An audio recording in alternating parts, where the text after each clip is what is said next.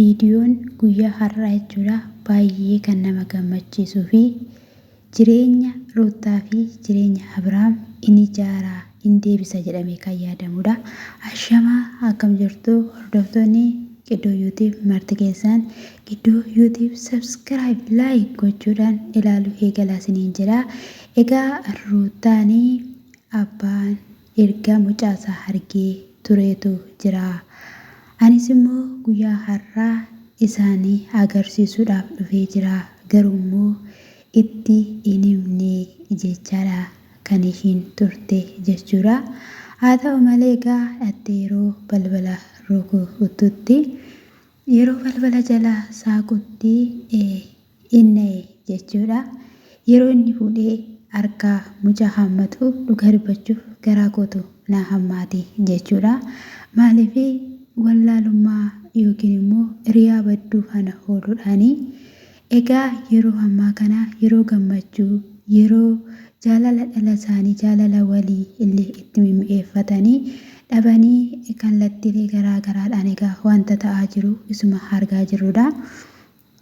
Akkamitti dhufuu dandeesse kaleessa akkas taatee baatee gaafa inni jedhuuni namni jiraa jetteen jechuudha. Namni hin jiru gaafa inni jedhuun hola seente yeroo hola seentee jettutti bakka mucaa saammatee sana booda bakka guddatee jira.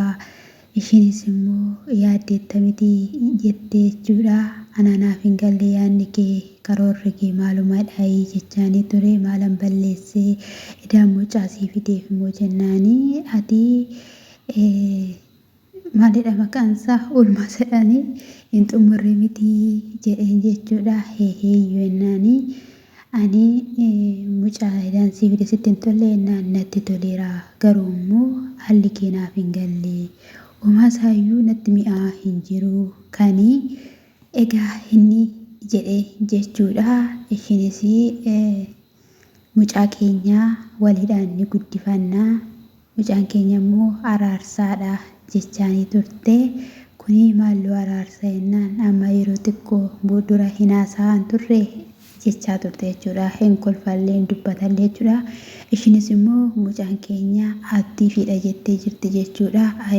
Ijoolleen tokko immoo daa'imummaadhuma isaaniitidhaanii ariifatanii ni dubbatu ni wacu ni taphatu ni kolfu jechuudha. Egaa haadha akkanaa keessaa baay'ee ni callisa jedhamees hin yaadamu. Waaqayyo Abrahaamis akkoo miskiinadha dhugaa dubbachuudhaa fi baay'ee namatti tola gaa'ii haala nama keessa jiru kanadha malee Ruutaanis immoo hunduma isaayyuu gattee kissii sanas gattee adda ba'umsas dhiistee dhufteetti taanaanii dhuguma inaaffaaf hin dhumne taanaan baay'ee namatti tola jechuudha. Maaliif yeroo ammaa kana kan barbaachisu kanadha jechuudha. Adda ba'anii mana ofii dhabanii diinaaf harka kennuun baay'ee ulfaata jechuudha. Ishiin illee dura yeroo dhuftullee jechuudha akka kaleessaa Hermeellaan sun jirte taanaan ishiillee hin dhiisu jettee turte. Akka carraa ta'e immoo ishiin manicha hin turre jechuudha kuticha keessa. Egaa Ruutaan leenjifamtee gorsa haadha maal jedhanaati yoo kana guyyaa sadiin dura jechuudha. Ammas ta'ee boorus ta'ee isaan walitti ni deebi'u. Ani kan hin gorsu immoo wanta amma ta'aa jiran osoo hin taane gaa'ela akka hin diigamne isaan tokko inni ta'uuf miqqanyaan duubatti hafteedhanii dubbachaa turan jechuudha. Waa'ee mucaa isaaniitiif gaa'ela gidduu hin galan malee mana keessatti ni gorsu jechuudha. Maaliif diidda gaa'ela kee akkattidhaan isatti dafqitee maaliif ormaaf kennitaa maaliif mo'amtaa boruunoo akkam taata sin daa'imadha ganaa waan baay'eetu sin hafaa jechaanii baay'ee gorsaa turan jechuudha. Abrahaamis immoo abbaan kiyyaa amma sana si kadhatee obboleessi kiyya amma sana si kadhatee tole kan hin jenne maaltu ta'eetudha kanati akkas ta'aa jirtu jennaaniin jaalala keetidha si qabaachuu kootti baay'een gammada jetteeni si dhungadhallee gaafa ishiin jettuun hin barbaadu hani mucaa kiyyaan dhungachaa jiran dhungatiin jennaan ishiin giddiidhaan illee ofitti qabdeellee dhungachaadha kan ishiin turte jechuudha. Ruutaa dhugaan sin jedhe ati gootadha jechuudha. Maaliif egaa haala jiru waliin teessanii kaameraan ala haasoftanii itti mari'attanii jechuudha.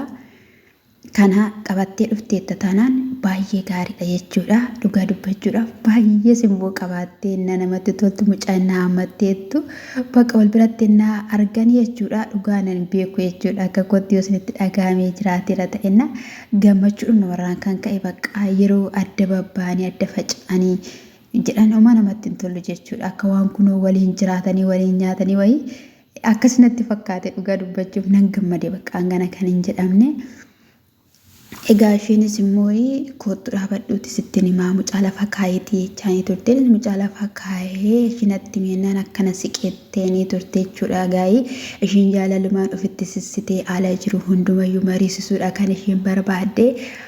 Haa ta'u malee asuma dhaabadhaa natti miidheen jechuudha. Yeroo kanatti ani kan hin barbaadu waliin akka jiraannu barbaada. Nagaan akka bu'u miti ati kan barbaaddu jennaani. Nagaan akka bu'u jedheetu bakka micciirame jechuudha. Maal akka ta'e naaf hin galle jechuudha. Naasirratti dhimmi Hermeellaa kunii giraasa gabba'eera jechuudha. Garuu immoo haa ta'uyyuu malee ani egaa jireenya koo keessaa jireenya kootii fi kan kee keessaa warri bahuu qabanii ni jiru. Kan akka Hermeellaa akkasumallee kan biraas ni jiru. Isaan akka ba'aniin barbaada. Wanta jiru hunduma immoo toora galchinee waliidhaan akka jiraannu qofadha kan inni fedhu jechaa turte jechuudha.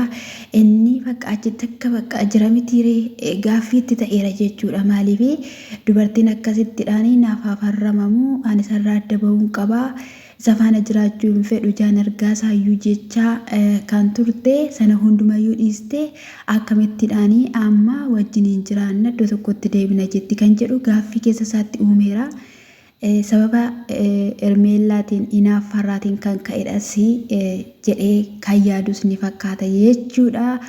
Haa ta'u malee gaa'ii Ruuttaan isa miti jechuudha kan barbaadaa jirtu. Dhugumaan adda baatee mucaa kana qophaa ishee guddisu jechuun yeroo ammaa kana in ulfaata. Jaalala ishee otoo namnamiin gedda gaalatti galtee qormaatumadha wacadha. Ruuttaan kunis in ariifatti. Abiraam kun akkasidha. Lachuu egaa yeroo baay'ee ibidduma argitaniitu mitiiree waanuma tokko waliif hin dhiisan jechuudha. Abiraam yoo dhaqee waan tokko tuqee akkana deebi'eera ta'e ishiin kaameraa qabattee kan hedduu yeroo sana immoo bakka ani dhiiradha ani bakka kuni mana namaa diiga jechuudha. Har'a immoo bakka tokko yoo ibidda ta'e tokko immoo bishaan ta'uu qaba jechuudha. Bishaan taatee dhufteetoo jirti mana shideeffachuudhaaf jireenya shideeffachuudhaaf egaa bahuu qabdiidha kanii ishiin jechaa turte maalii hin baastu warra ba'an miti jennaani isaayyuu barbaaddeetta ta'e har'ayyuu nan baasa rakkoo tokkollee hin qabu. Inni kan keetii kunii garuu waliigaluu qabna akkamittidhaan akka akkas taate irratti waliigaluu qabna malee anamuun kana dhuftee wajjiniin tana yoo ati jette tole siin jechuu hin danda'u. Kanaafiyyuu irratti haasofnaa irratti waliigallaadha kan inni jedhe jechuudha. Erga akkas ta'e tole baqqaayii guyyaa har'aa mucaan afaan haa hoolu xuuxxoosaa godhiifiiti ati deemii ani nan fidaaf jennaan lakkii hin ta'u. Kanaafiyyuu waan lama filadhu jetteen jechuudha. Yookiin fudhadheen deemaa yookiin immoo ani fati wajjiniidhaan taanaa kan inni ishiin jechaanii turte inni immoo barbaachisu jechaa ture jechuudha. Ishiin immoo hin feetu jechuudha. Mucaa qofti kennitee naanni harka lafa wal fuudhuyyuu baay'ee ollachaa turte jechuudha. Haadha mitiiree lafaan dhaa jechaa harka tokkoon hin qabiin lapheen kun tarsa'e jechaa turte jechuudha. Na haadhummaan kanuma dhagaa'ee siniin haa ga'u ameen jedha siniin haa ga'u warra gola madaamii keessa jirtan warra gaala dheebottan warra jireenya dheebottan warra jiruu dheebottan jechuudha. Siniin haa ga'u ameen jedha ameen an tuffatiinaati ameen jedha dhugaa rabbii. Isa dheebottan isa barbaaddan argadha siniin jedha bicha baay'ee tokko namatti tola jechuudha. Eela inuma goote Hermeellaadha inuma goote Ruuttiyyee bakka ishee malee dhaabbatte lafa ishee malee dhaabbatte dhugaa miidhamtu miidhamii dubartiin kana jechuudha. Jireenyuma Abiraam keessaa jechuudha. Ila akkuma aramaa nama buqqisee achi darbatutti jechuudha. Buqqisiiti jireenya isaa keessaa darbadhu dhugaan siin jedhe. Amma ganaadha jechuudha. Ganaa dubbiin ganaadha hordoftoota jechuun amma namittiin kun dhuguma dhiistee akkatti baati ishiin bazabeebee iddoo tokko hin teessu jedhameera. Biyyaa biyyatti darbiteedhaniiru maaliif hundumtiyyuu jatti hariira waan ta'eef namni hundumtuu abaaraa jiraanii siruma jaan argaadhumaan fe'anii jechuudha keessattuu maatiin Abrahaam jechuudha. Kanadha isiniin jechuun jaaladha isheen waanuma ta'e nagaddee waanuma ta'e gootee kan isheen addarraa ba'uu barbaaddu amma yaanni Ruuttaa baay'ee bareedaadha. Ruuttaa itti fufinsiin jedha. Haati haadholiin keenya yeroo durii jechuudha reebamaa garafamaa waan baay'ee dabarsaa kan isaanii gaa'ela isaanii utubanii nuyi guddisanii asiin dhugaan jechuudha. Kanaafiyyuu jechuudha akkanattiin bareedu dhugaa buskuutota chokkilootota dhugaan isiniin jedhee waaqayyo adda isiniin baasin.